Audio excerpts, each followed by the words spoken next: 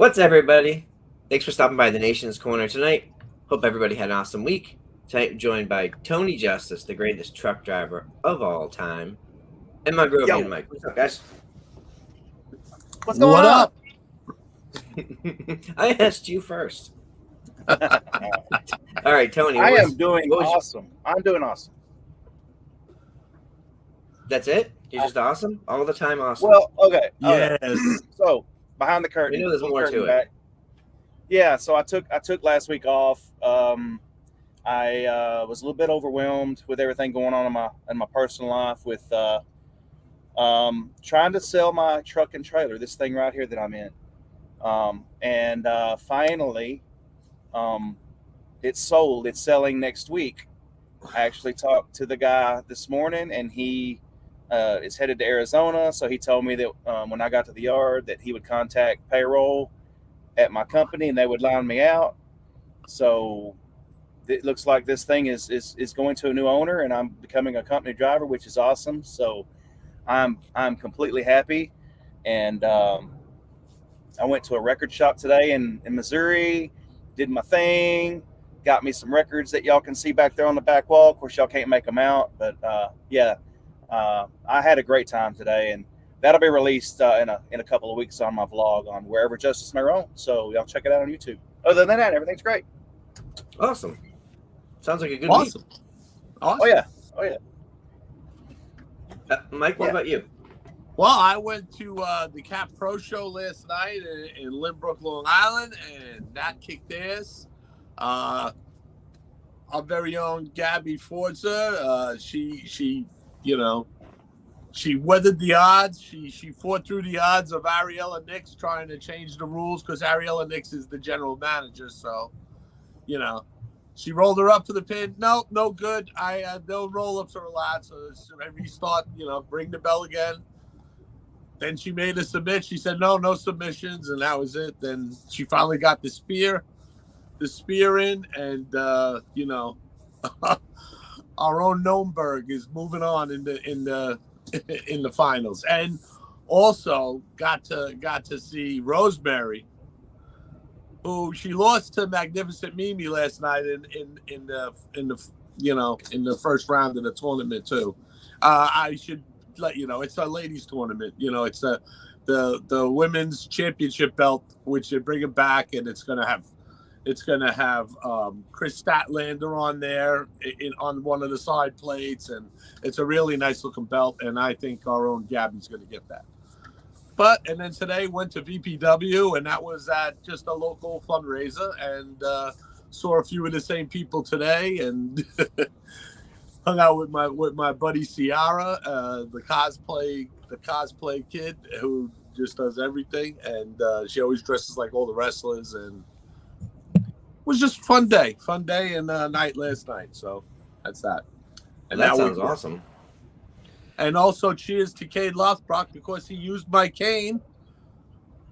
So now Tommy Dreamer and him, and this is his mug I'm using. So cheers, Cade. Nice.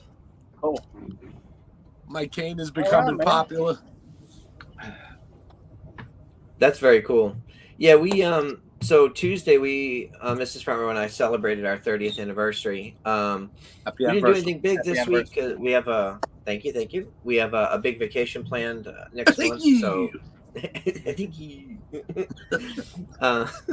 So yeah, we went out, barbecue, had a nice day, took the day off from work, and drove around in the sunshine. It was a really nice day. Nice. Busy week at work. I'm working this weekend. It is what it is. Work sucks. But, yeah, it's fine. You have to do it sometimes, right? You're always working. Yeah. But so we watched a fair bit of wrestling. I'm always working, you suckers. That's true. That's true. A very eventful week in the world of wrestling, and obviously the big news from this week, last night on SmackDown, we saw the return of The Rock. I wanted to kind of get your thoughts on the appearance and sort of what it might mean going down the road. And what I mean by that is The Rock returned last night not to be part of a story or to accomplish anything other, in my opinion, anything other than to have a fun segment for the fans, for the network, for everybody sort of involved. It was very clear that he was kept far away from anything bloodline related, from a storyline perspective, right? So I thought that opening segment was pretty cool. Obviously, the return of Pat McAfee too. But so Mike, did you? Oh, so what did you think about the crowd reaction and all that stuff? It was amazing. Like I said, I saw the people exploding out of their seats just on the word "if." If you smell, it was if hardly the end of the F hardly stopped, and the people were bouncing out of their seats, and that's a lot of people that look like me too, and that was that's a feat in itself. And the crowd was just hot from beginning to end. I mean, they got that, they got there was no time there. There was it was perfect. It was perfect, and it just shows you that you have the older, of course, superstars. You had Cena come out and rock, but it just shows you with the younger talent that they're putting over, that they're giving the rub is amazing. I mean, it's just the sky's the limit for Grayson Waller and LA Knight, and it's just Zoe Stark. Yeah. Course. And just everything. Mrs. Front Row is right. Not for the people listening at home. Boy, did they have to censor a lot of that segment. Don't get me started on that crap. That's FCC rules, but you can find it online. I'm reading a 10-year-old's lips because I'm going, what are they saying? Oh yeah, that little 10-year-old is saying, "Holy shit!" And I think they said "fuck the FCC" at one time, but I don't know. Maybe. Sorry, I had to. That might have been just you. Al. That might have been an echo in your own head. Yeah. It's so ridiculous that the words that. Come on, I understand about but we really got so puritanical with this crap. It's ridiculous. These kids are hearing that shit out of their parents' mouths before they sip their first sip of coffee in the friggin' morning. The kids or the parents? The parents are saying it to the damn kids. Get out of bed, you little shit. I thought the kids were drinking coffee. Hope it's cold. Yeah. Nah, the children drink those, the raspberry frappuccinos and stuff. Oh, those are good. Yeah. Dessert to a straw. It's a 600-calorie snack. Yeah, Tony. So we were watching this together last night, and I think Pat McAfee. You knew where he was leading because The Rock was just on the Pat McAfee show earlier in the day, and in your brain you're like, maybe, but or maybe not. The Rock's such an enormous star. Yeah. Probably won't be on the show. So I think was the surprise completely a surprise? But it didn't. I don't think it lessened the moment. Well, what's very telling is the fact that the WWE didn't even promote the fact that The Rock was going to be on. It was a total surprise. And if the WWE was trying to capitalize on a rating or whatever they were trying to do, usually they promote stuff like that ahead of the week. Like we knew John Cena was coming back to SmackDown a month ahead of time, but they did not promote it at all. It was a total surprise. And the fact that, like Mike said, as soon as his entrance music hit, you saw the people get out of their seats, and that is a moment in time last night that the WWE hasn't had in a while. But they are so very good at delivering those moments, Yeah. And when The Rock was in the ring, and by the way, I think that guy's over. I think he's over. But McAfee, yeah, definitely. Yes. No, Austin Theory. But the fact that they were in the ring and even referencing Stone Cold, which there was a spot where I thought maybe that Stone Cold would come out, but he didn't, and I'm glad he didn't because that would have taken away from The Rock's moment. I think, as great as Stone Cold is, and as great as Stone Cold and The Rock are together, standing in the same ring, you needed that moment for The Rock. And I thought seeing him on game day yesterday, there was a thought in my head that maybe he might show up to WWE, but it wasn't. It was just a thought. It wasn't even well, a wait and see kind of thing. It was just a kind of a fleeting thought, but the fact that he was there was amazing, and it was just, I mean, from the Rock's pop to LA Knight's pop, which we'll get into, I'm sure. I mean, that crowd in Denver, they got a hell of a show last night on SmackDown. I read on Twitter that was possibly their they're going to leave that event thinking that they were at WrestleMania because of how many moments there were last night. So yeah, it was a great SmackDown.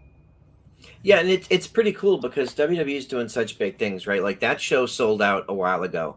If you look at the ticket sales for the October shows, whether it's Raw, SmackDown, house shows, they're either 95% or 100% sold out. So the people that were in that arena last night, they weren't there because of Cena or Rock. They had already bought their tickets based on the strength of the brand, right? So that was, to me, that was a reward for, hey, thanks for being here and supporting. Here's two mega stars on one show that you don't get to see in the same building at the same time. They didn't have an in-ring segment, but they had that backstage segment that was just a moment. But like that might be the last time we see them on screen together in a WWE capacity. It's possible, right? Yep. So those people that were there get to see that. And to your point, the crowd was so good with the cheering and the booing and all the stuff you're supposed to do as a good fan. Like that set the tone for the night. And I think it would be easy to come off of that Rock segment and be like, okay, now I got to relax. But they didn't. They kept their energy up because it just kept moment, as you said, moment after moment. And that's why SmackDown is pretty much every week my favorite show. NXT is really creeping up, but Raw and SmackDown is my favorite show. And we'll talk about a couple of the other moments from the night.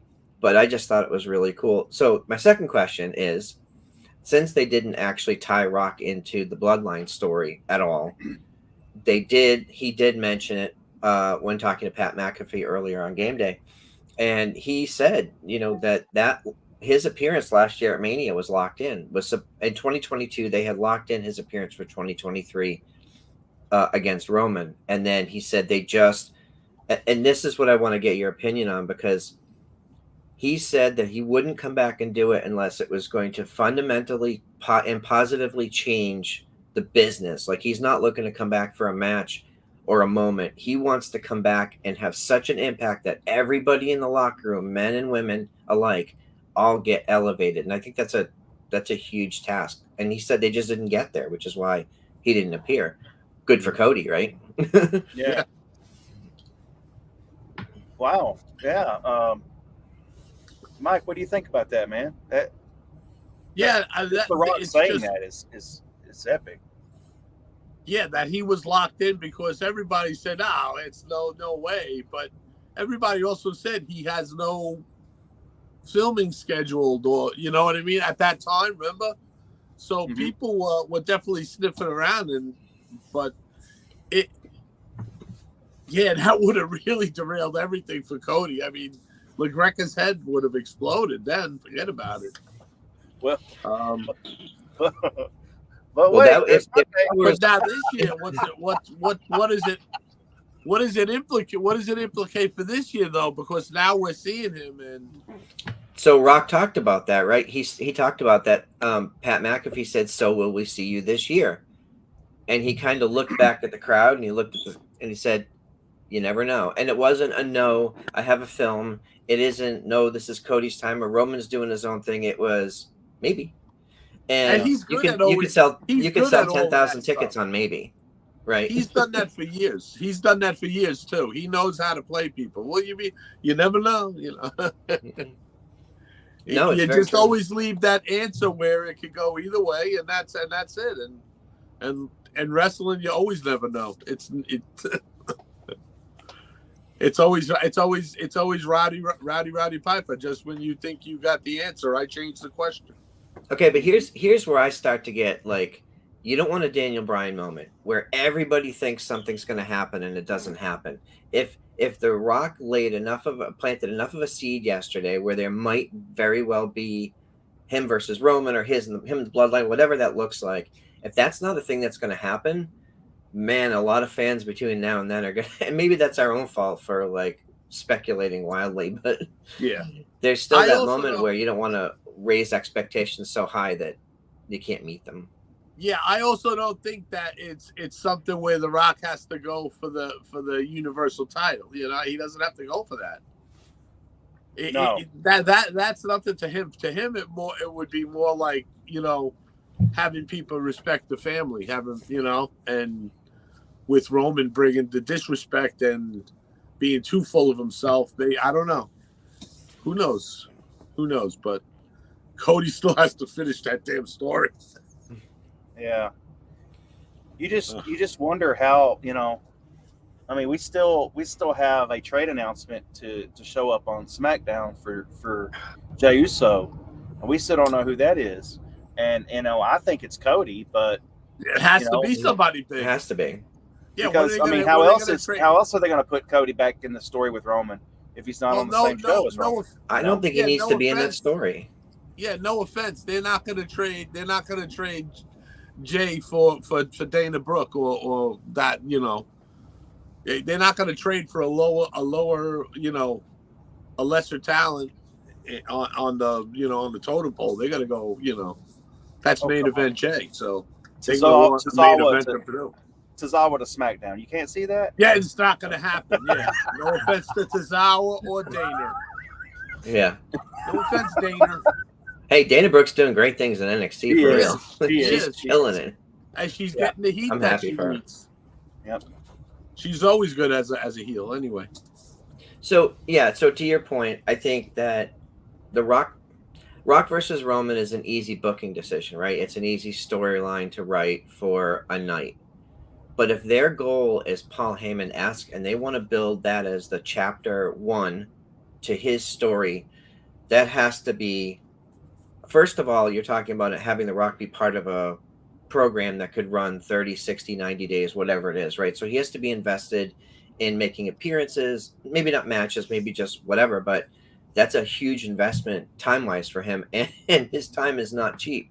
So, you know, you have to really make sure that you're going to use him effectively. You don't think he's given the buddy rate? Yeah, I mean, 200 a night seems about right.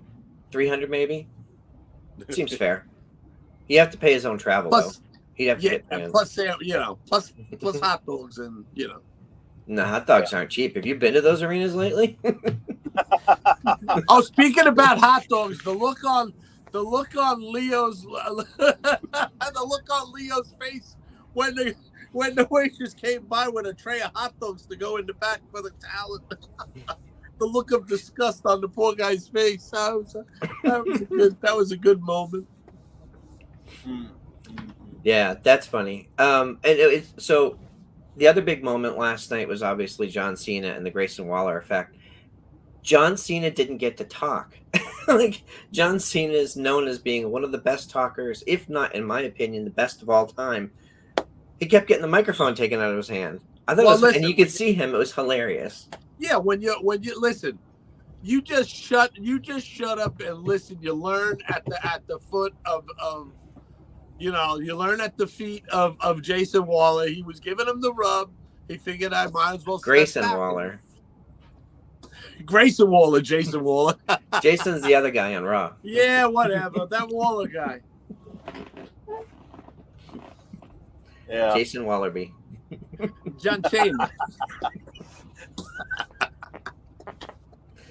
Yeah. But okay, Grayson so Waller. Mike, to your point, two people last night had huge spotlights put on them, right? Like, Grayson Waller was in there with John Cena and was tasked with carrying the segment. Not easy. Austin Theory was in there with Pat McAfee and The Rock. Big spotlight, not easy. And both guys, like, killed it. And that goes back to, Tony, you and I were talking about this last night about back when Baron Corbin was there with Becky and The Rock, right? Mm-hmm. That at that time, like, I mean, he was obviously a main roster guy, but like the trust that they put in him to be the foil, to be in that moment, and to be such a huge part of something that did 4-point-something million viewers on SmackDown. Like, I don't think people should take lightly how scary that must be for those people. Right. I agree. And if you want to get technical, there was a third person that got a spotlight last night as well, and that's LA Knight. And he, you know, his pop that he got when he came out, I mean, I don't want to say it was just as good as The Rock's, because of course it's The Rock we're talking about, but LA Knights was right underneath it. It was amazing. And the fact that he beat The Miz and he takes the mic and has a spotlight promo, basically telling you what he's going to do next. He's shooting for some gold. So yeah, I mean, LA Knight's time is now, and you know, you're using The Rock and John Cena. You know, they're ultimate superstars, but they're there. They had their moment, but now they're standing back and they're letting the, you know, Grayson Wallers and Austin Theories have their moment, and the LA Knights too. You know, so I mean, the WWE. And there's a few talents there now, right now that just have that live audience in the palm of their hands, and that's Dom, and you got Grayson, you know, Jason Grayson, whatever the hell his name is. You got him. That the crowd goes nuts with him, and LA Knight has them like eating right out of the palm of his hand. He's got them with every kick he's getting. Yeah. LA, they're right on the LA Knight, but we knew that from before, right? From NWA. Yeah. He had the small one.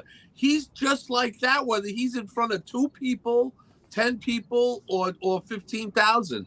That's him, and that's been him for years. And kudos to him. And goddamn, it's so good that he is getting this shine now, because he definitely deserves it. He worked for it, and it's so cool. Yeah, I'm super happy for the guy. I don't know him at all. I've only met him briefly at the NWA tapings at a meet and greet, but I have some of the NWA posters from those first few seasons of Power. And I remember being in the room, and he did the Shoes of a Champion promo. He did the Crockett Cup promo, the stuff that he did with Cowboy James Storm, and all of it was just so. He treated everything like he was an arena or a stadium. He treated everybody like he was the spotlight in front of way more people than were in the GPB studios. But he also connected with people when we were off air, or when they weren't filming. He would come by and just mess with people, and because he knew once those lights came back on, the crowd had to be invested, and he does that too. I've seen him at other shows too, and I want to jump to one thing that you said. We were at Raw last week, not this week, last week, and the boos for Dom were so deafening. This week, they were more. Like, this week on Raw, nobody could hear him talk into the microphone. Not a single person. It was insane. And I don't care. People can say that they changed the mic or they pipe in boos. I was there. It's fucking loud. But then Damian Priest grabs the microphone from him. They all shut up and listen to Damian, and then he gives it back to Eddie. It just goes right back. It's like, okay, we got to take the mic away from you because we have to get through this. Oh man! But this has been going on for like 4 or 5 months now. It's not cooling down, this heat. It's getting higher. It's going into a blue flame. It's thermonuclear now, and it's going to be like another sun. That's what it is. Yeah, I love this. And Tony, you talked about the crowds and the energy and stuff. It's this energy of when you're watching TV, when you're watching the show from home, with a crowd like that, you feel like, oh, like I'm watching something exciting. Oh yeah, you had that all the time during the Attitude Era. I mean, when Austin came out and The Rock came out back in the Attitude Era, you felt like you were there, because the energy from the crowd, it came through on the screen, and you could see it, and you felt like you were there. You felt like you were having a great time right along with the fans. You know, I had many pay-per-view parties, Nitro watching parties, Raw watching parties, where I had a group of people in the room with me watching it, and it's just a good time, man. And that's what it's all about at a wrestling show. That's what you want, is to have a time like that where you feel like you're at a tailgate party, but you're inside enjoying the show and having a tailgate party. That's when you know you're at something special. Yeah, and like you said last night, you went to Creative Pro and went to VPW today, and like those independent shows, okay, there's 100, 200 people in the room, but the room is set up for that many people, so it feels full. It feels a lot of energy. Oh, it was full and loud, yeah. Yeah. Okay, so I'm jumping all over the place because like my brain's working like that today. One of my favorite moments of the week, one of my absolute favorite moments was seeing NXT and seeing Becky Lynch win the NXT Women's Championship. I was not a huge fan of Tiffany Stratton. Now I am. She had a match that was not a match of somebody who's only been wrestling a year or a year and a half or whatever it is. And you could say Becky elevated her. Yeah, that's all very true, but you still have to bring your A game when you're in the ring with somebody who main evented WrestleMania, right? And I think Thunder and Dave talked a lot about her on Friday on Busted Open and just the progression and what a character development that we've seen. Yep. So I want to ask you guys, what's next for Tiffany?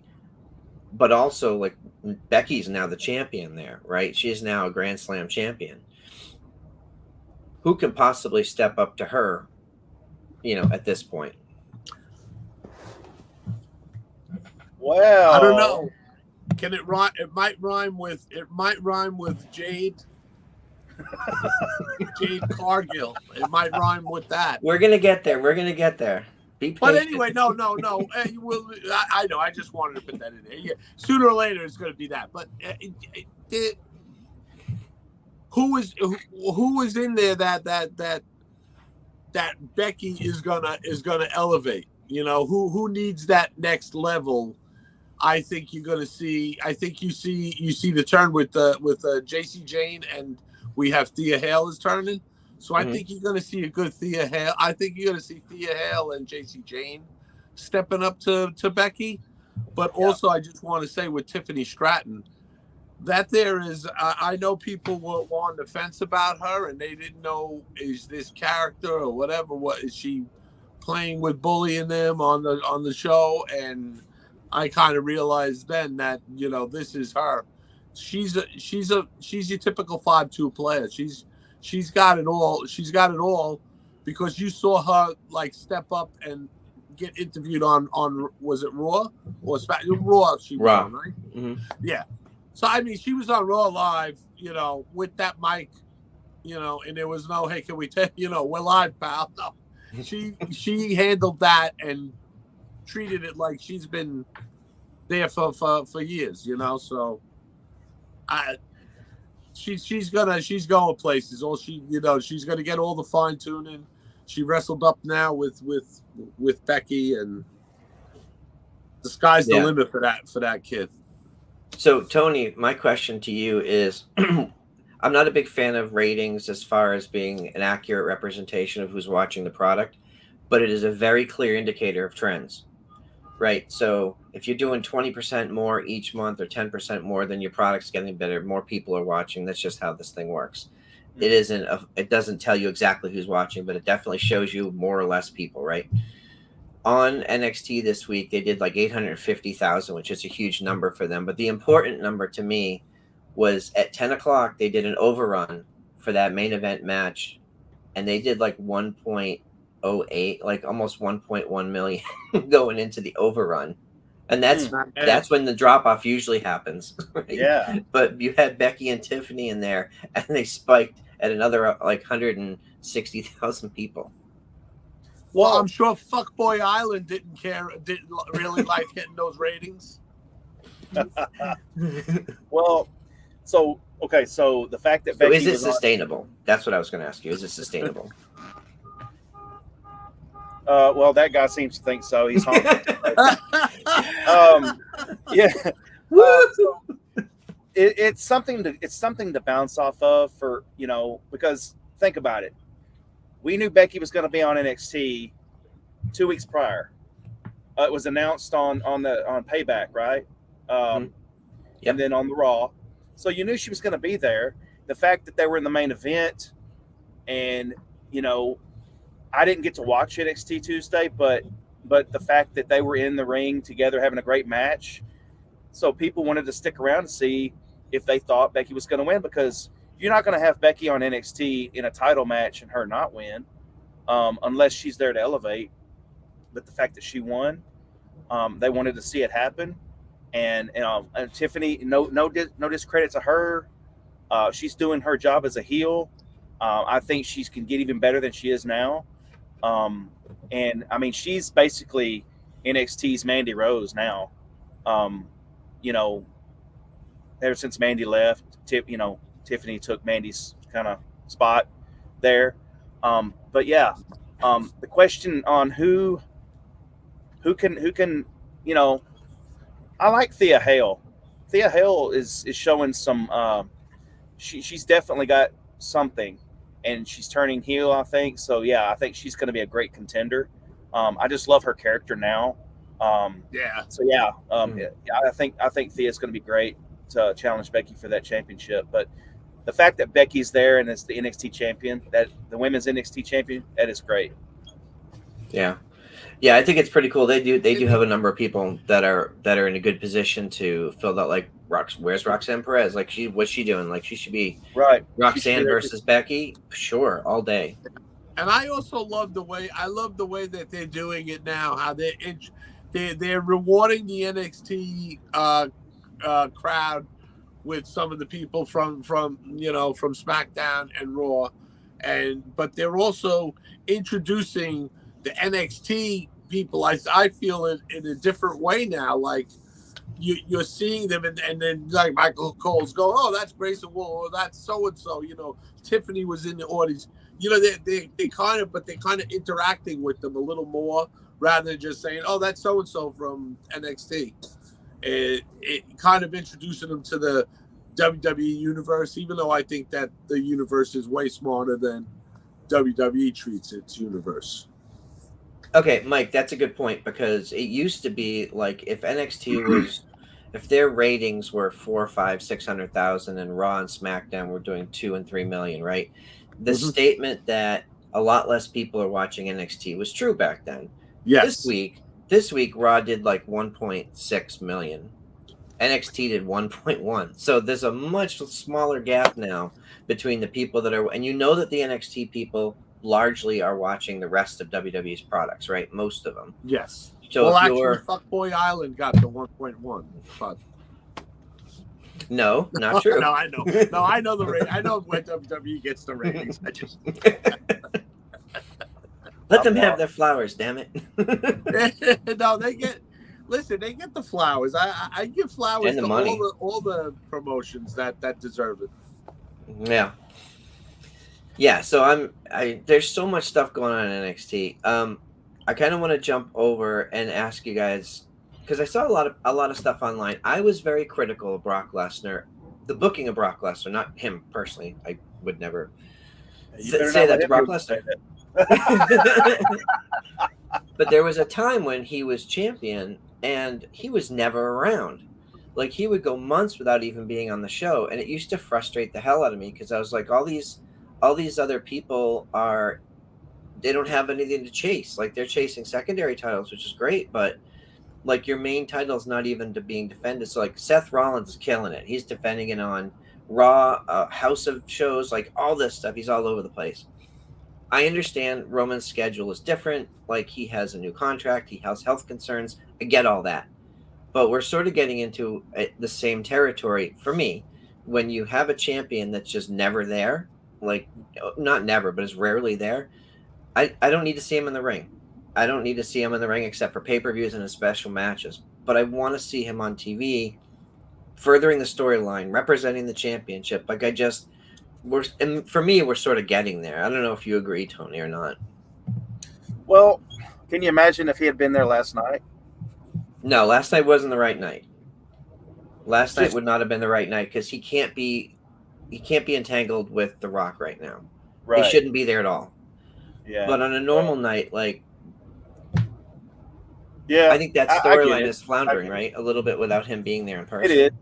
It is. I mean, you don't know. I mean, now they're seeming to focus on Jimmy and whether or not he's in the bloodline or not, and whether or not, he can be let back in. And I mean, you have references to Roman. You have Paul, with his cell phone, and all that stuff, and his facial reactions, and all that, knowing he's referring to Roman. But yeah, I get it, man. He if he just showed up and was just there, whether it is a backstage segment or in the ring cutting a promo or whatever, not wrestling at all, just holding the title and holding that finger up in the air, But yeah, the Bloodline storyline is floundering a little bit, and people have said that they're trying to buy time to WrestleMania, but I mean, don't they have this stuff mapped out ahead of time? Like, But,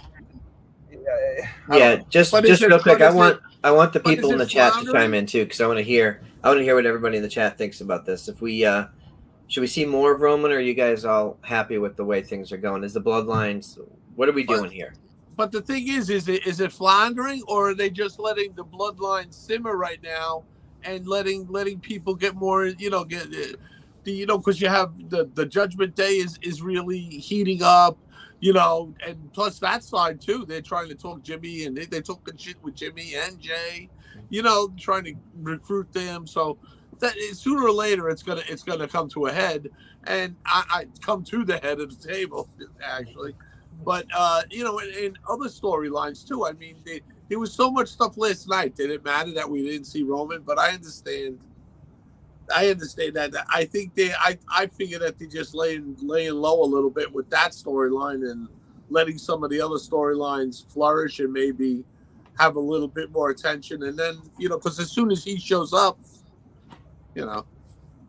that's the head of the table, and that'll be the main thing. Yeah. I think that's a good point. I think that's a good point. Like if in retrospect, years from now, we look back on it and we say, oh, those were the weeks that they allowed these other storylines to grow. You have to feed and water everybody, right? You can't just pour all of your energy into one story. And you're right. There's so much other good stuff that's going on that wouldn't have. I think they consciously trying to do like the way Bully says with the Attitude Era. Everyone had a story from Kai and Ty on up to the top, and that seems to me to be what they're doing, and that's why they're incorporating NXT a lot more with some of the people that deserve to work up a little and get their shine. Yeah, I would say, like, because we've gone back and watched some of the Attitude Era stuff fairly recently, and you're right, there was a lot of stories, but if you go back and look and really really look at it, a lot of those stories weren't very good. They were in stuff, like they were fun, but they weren't really multi-dimensional. If we're all watching Raw and SmackDown and NXT right now, the stories are far more in depth and the characters are presented better with more dimension. Like the writing and storytelling and athleticism all of it across the board is, in my opinion, this is probably one of the best times in pro wrestling. Everybody's thriving. People are making shit tons of money. WWE just, had that merger for $9.3 billion this week. Like, it's a good time. So Evil Vince there in the background with his mustache, with his what was that character on Street Fighter, the one that wore the red I don't remember hat. Yeah, he kind of reminds me of him. I kind of think of Juan Valdez. I think he's tended to his coffee beans now. So y'all explain something to me. Okay, so when John Cena came back to SmackDown, was it announced before or after he made his appearance on TV that he was going to be around for the next few months?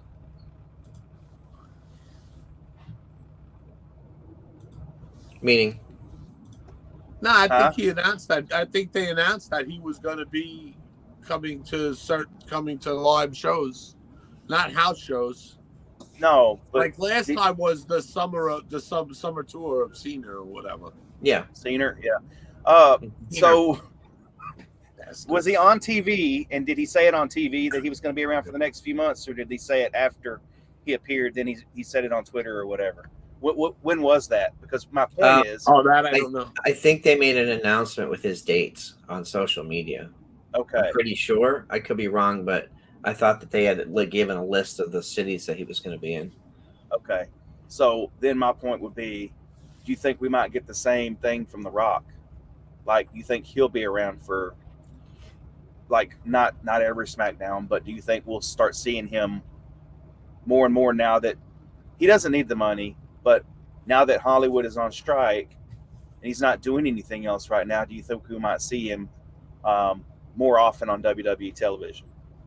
I think The Rock is the type of guy who, you're right, he doesn't need the money, but he's all about giving back when it comes to the business of pro wrestling. I've seen him interact with independent wrestlers with 500 followers on Instagram just because he liked a clip that they were in.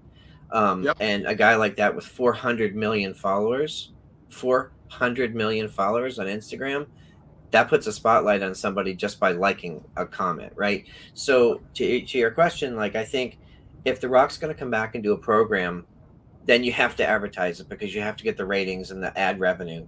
Because if you have The Rock coming back, you can go to your advertisements and say, we're going to give you an extra 500, 600,000 viewers this week. We're going to need a little more money, right? You're going to need to step up. So you've got to get, and he's going to charge something. So you got to cover that cost somewhere, right? But I think from a value standpoint, Rock will come back probably to elevate other people in a build to something with Roman, because that's the only storyline that makes sense for him, right? He's not going to come back and face actually Grayson Waller. Like, that doesn't make any sense. Oh, a shout out to that little girl ringside that got The Rock to take a selfie with her. Yeah. Oh yeah. The Rock took her phone and took a selfie with her and The Rock. That kid is that's right up there with when Cody hugs the kids and gives them a signed belt. I mean, my favorite part, making memories for life with these kids. My favorite part is when Austin Theory got knocked out of his shoe and The Rock took the shoe and threw it out. And I also read that little girl's mouth. Did you know what she said after he took the picture? She said, "Holy shit!" Hey, and also shout out to the person who caught The Rock's jacket when he threw it out into the crowd. Yeah. Oh. How cool is that, right? Oh yeah. And that one corner kid that's always in, the kid that's always in that first corner there always gets the Cena towel. Yeah.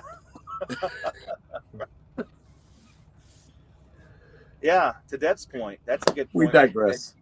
Okay, so I got to address this. Sam says Roman has a private plane, no excuse not to make it. Right. In the words of Dennis Stamp, I wasn't booked. He's jumping on his trampoline. Yeah. Why am I going to really? I'm not booked. I'd rather be a SmackDown than breathe. Yeah, Deb made a good point. It would be smart to announce the cities he's going to appear in if we're able to get him for a little while. That's a good point. Yeah, well, that's what I'm saying. Like, they would definitely announce his appearances going forward for not only, I'd say, ticket sales, but they sell it anyway. Like, but just sell it a little faster. Yeah. But it's your at-home viewership. Those are the people that will definitely spike. Because if you remember when The Rock was advertised for when SmackDown was going to Fox, that first show, they did like 4.3 million, which was like the highest that company's seen or any wrestling show seen in forever. Yeah. Yep. Okay, so let's. What do you want to talk about? Elder mentioned it earlier. Mike mentioned it earlier, and the rumors are swirling. We don't really know what's going on, but let's play fantasy booking for a second. We watched Collision last night. The match with Jade Cargill and Chris Statlander. Chris Statlander retaining her TBS title. Rampage. I'm sorry, Rampage. I got Collision on the brain because I knew I got Collision in 13 minutes. Yeah. Because that leads into Collision, but we saw it was. I thought it was a really good match. I thought it was one of Jade's better matches. It was very physical, good selling, and all that stuff. But I want to get your guys' thought on that. What happened after the match? It wasn't a beatdown. It wasn't a run-in. It was hugs. It felt to me like a goodbye moment. I would agree. Yeah. Yeah. I watched it. It was very, It was very good, and she didn't get squashed in the match either. It was, so it was. They made she's still strong, but it still was like, okay, I tried twice now. Now that's it. You were the champ, and it was like a goodbye and yeah. Okay, so let's jump to the part where we all imagine that she's coming to WWE. Tony, does she go to NXT first or the main roster? NXT. Yeah, I Okay. think Why? she goes up. She goes to NXT. I think like Mike pointed out earlier, I think she's going to be the one to come in there and start wrecking house. Like I don't want to say Goldberg, but coming in there and just wrecking house, and then quickly moving up the ladder and getting a title shot. And I believe that she might be the one to either challenge for the championship or be right there in that picture challenge. I can see her challenging Tiffany Stratton. They both have a good build to them. They both look like physical specimens in the ring. I could see that, but yeah, I want to see Jade go to NXT. Okay. I Go ahead, Mike. I would give a shout out to Michael from North Carolina in the Discord for his observation about that. It might behoove her better to do like a 6-month tour with Natty on house shows and go to the dungeon and whatever, and go have a program with Natty for a while and get her right into the main roster too. So there's two paths that it can go, and either way would be helpful for her. So that the thing is, she has the look. She looks like Storm from the X-Men. Mm-hmm. Yeah. She's got the body. She's got the power. She's got the charisma. She's got it. She's got pretty much everything there. I like the point John made. That's awesome. She goes to NXT to get the in-ring work and reps that she needs. Her character and promos are all there. So I agree. Okay, so I'm going to agree with Michael in North Carolina and you and Sam, who actually said that first. Sorry, okay. Michael. Sorry, Mike. You got thrown under the bus. No, he's right. We had a conversation. I know he's watching. I know he's glued to the computer screen watching our show right now. So I just want somehow I doubt that. I'm on his side. So I'm gonna get an angry text from Michael in 20 minutes. Why? I gave him props. You're the one threw him under the bus. Now you got to do with Sam. That's what we do. I mean, you should see our conversations. Anyway, I think that Jade is such a star visibly, and she's like an unbelievable athlete. And from what Thunder said on Busted Open on Friday, she's incredibly hard worker and very coachable. Like she works. We've seen her progression from like where she started to where she ended last night. Last night was a good representation of someone who's worked really hard, and especially in her off time. That was her first match back, right? Her first full match back. She took some time off. She only came back last week. She did a run-in last week. Yeah, it was just a run-in, So I think that she has all of the natural ability to be a massive star in WWE. So if I'm them, I would do exactly that. I would bring her in, make a big announcement, have her do some house shows. Even if she's just in the background, something, do the vignettes. Like WWE does better than anybody else. Tell a story of her arrival over the course, not veer long, but like a few months long. Because that was like 7 months or some shit, right? It was 7 months, and then 7 minutes later, he was gone. It's true. But they have a big opportunity with her, not only from like a credibility standpoint, but her character is actually pretty well defined. They can fine tune that a little bit, but I mean, I agree with Deb. Like she needs, and John, they both say she needs some reps.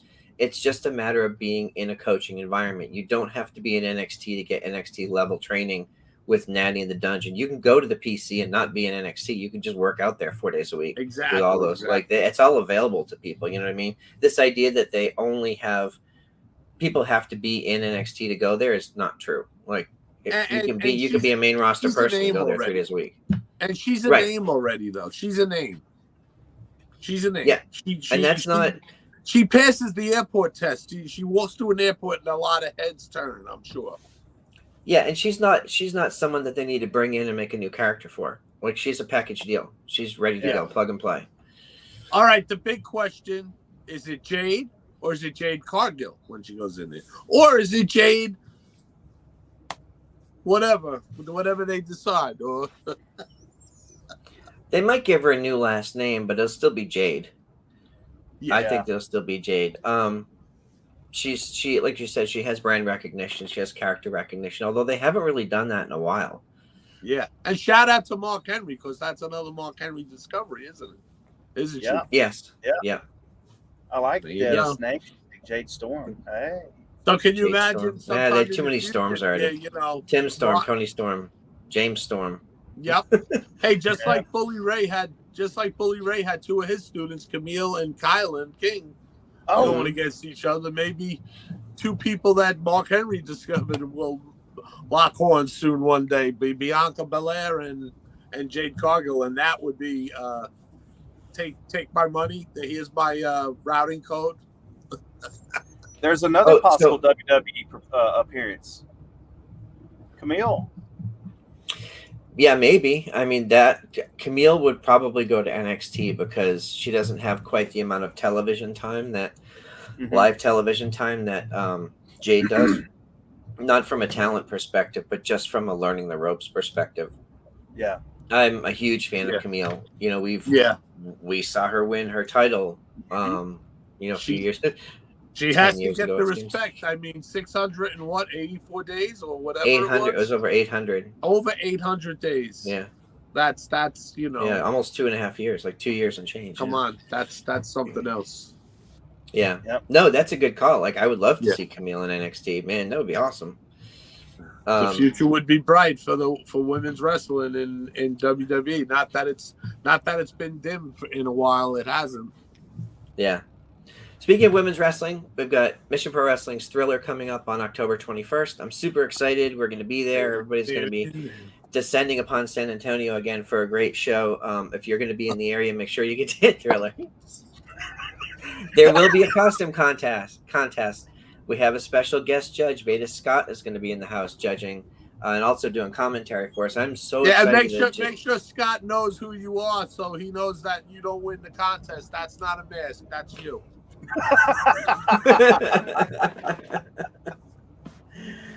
I think Veda will be fair and impartial. But we did announce 2 more matches this week. We announced Morgan Mercy versus Gypsy Mac. Morgan Mercy was on our Unmatched show on Thursday. Great interview. She's full of great energy. She's awesome. Go back and check that one out if you have some free time. And as well as Shane Carmichael versus Queen Uju, we announced on a mission this week. So those are our 2 final match announcements. The full card has been announced. I think it's up on Cage Match. Big shout out to R.A. Davis, who's been working tirelessly to get Cage Match updated because it's a pain in the ass. So thank you. And of course, we have Black Swan has answered the open casket challenge from JP Harlow. That's I'm really looking forward to that one. So, and of course, Tiffany Nieves is defending her title against Christina Marie. That's going to be probably very physical, and it's going to be interesting because it's Tiffany's first defense of her title in a Mission Pro ring. So it's also going to be good. You can also see Tiffany on the show The Wrestlers on Netflix. And I watched the first 2 episodes. Awesome show. You guys have caught up with some of it, I think. I got to catch up with it. I haven't even seen it yet. A lot of it's behind the scenes, like how the business runs. So if you're really interested in seeing the ups and downs of running an independent promotion, this is for you. And the other thing I want to say is the heel season finale is must see. It is some of the best friggin' storytelling. And if you're a wrestling fan, it makes so much sense. And you get caught up in the story within the story within the story. It's really, really cool. Cool. Oh, man. Yeah, I'm looking forward to that casket match. Is Jasmine Allure on the Halloween show? Yes. Yeah, she's facing Brittany Brooks, I believe. Oh, so she wants to dress up as something. I could send one of those styrofoam WWE belts, and she could dress up as a champion if she likes. Oh man, for more than 10 seconds. Yeah. No, yeah, they take the belt away in 10 seconds. Yes. you have the little kid that you made cry. Yeah. Have that kid pin her. Yeah. Well, Wow. and of course, speaking of I that, love we you, have our guys. very own Izzy Moreno will be facing off against Maya World. Maya World is currently undefeated in Mission Pro, looking to continue that streak, and Izzy's looking to get her first win in a Yeah. Mission Pro ring. So that's going to be a lot of fun. And here we go. Here we go. We're going to see Trenda for that show. She should dress up as Tommy Dreamer and put on the Go Team cap because she don't know who to root for, Izzy or Maya. You're a terrible friend. I am. Hey, listen. I'm a scumbag, but I'm your scumbag. That's a fair point. Cheers. So if you're going to be in the San Antonio area, make sure you email us at missionprowrestling.com for tickets or missionprowrestling@gmail.com for sponsorship opportunities. Title Match Network, 6 p.m. Central on October 21st. Going to be a fun one. Guys, it's time for Collision, not Rampage. Collision. Yeah. Mike, any last thoughts, and where can people find you? I'll tell you what. On the floor, maybe? I almost outdid the bong rip on Busted Open because I almost spit beer through my nostrils. That would have been funny. Mongrovian Mike, just look for me. I'm around. I'm around. He is. Yeah, we were talking. You can find me at Tony Justice AJFA, and I'm missing my 30-year class reunion tonight because I'm on the road going to the yard. Yeah, I thought I was going to be home. We're glad you're here. Yeah, but a high school reunion? So shout out to all my classmates. You don't want to see those assholes. Don't worry. You did way better than them. I don't know if Mike has got our show up on the big screen at the venue, but shout out to 30 years. You can find me at Tony Justice AJFA on Twitter, Instagram. Yeah. And if you're a Metallica fan, like I know all three of us are, you know what that means. Ooh. Hey, happy anniversary to Front Row and Mrs. Front Row. And good luck to the Iron Savages, man. Drink that Savage sauce. On that note, you can find me at PW Front Row across all the socials. Make sure to like, subscribe, and set your notifications. We go live every Saturday at 7 p.m. Eastern. We've got a lot of cool stuff coming up on the Nation's Corner. Stay tuned to our socials. Tony's got his vlog out, which is awesome. Y'all need to check that out. A lot of people on location, Nation's Corner on location. Everyone's going to shows. Mike's been to like 10 shows this week, I think. And a big shout out to all the people that have supported us. We're almost at 500 subscribers, so we're going to have a little party when that happens. And also check us out on Mission Pro's socials. We've got a lot coming up in the next few weeks between now and Thriller, so stay tuned. A lot of announcements and content and stuff coming up. So, all right, folks, go watch Collision. Thanks, everybody, for joining. We'll see y'all next week. Support independent wrestling. That part.